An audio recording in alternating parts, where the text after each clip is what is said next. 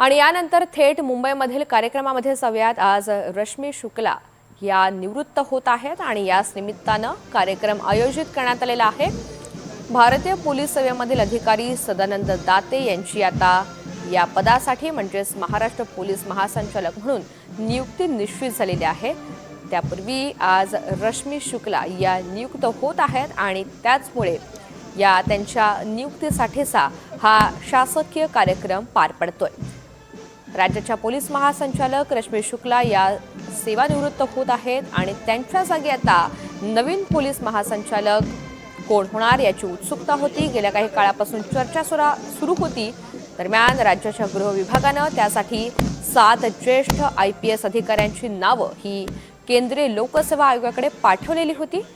यानंतर राष्ट्रीय तपास संस्थेनं म्हणजे अर्थातच NIAचे प्रमुख असलेले सदानंद दाते यांचं नाव यामध्ये प्रामुख्यानं चर्चेत होतं। केंद्रीय लोकसेवा आयोगानं 7 पैकी 3 नावांची निवड केली आणि ती राज्य सरकारला पाठवली।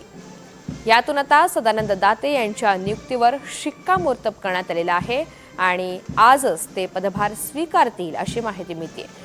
त्यापूर्वी रश्मी शुक्ला या सेवानिवृत्त होत असतानाच पोलीस दलामधील महत्त्वाचे अधिकारी आणि कर्मचारी आपल्याला पाहायला मिळतात। सेवानिवृत्तीचा हा सोहळा मुंबईमध्ये पार पडतोय। पोलीस महासंचालक रश्मी शुक्ला या आज सेवानिवृत्त होतात। दरम्यान त्यांच्या जागी आता भारतीय पोलीस सेवेमधील अधिकारी सदानंद दाते हे पदभार स्वीकारणार आहेत। त्यांची महाराष्ट्र पोलीस महासंचालक म्हणून नियुक्ती निश्चित झाली आहे।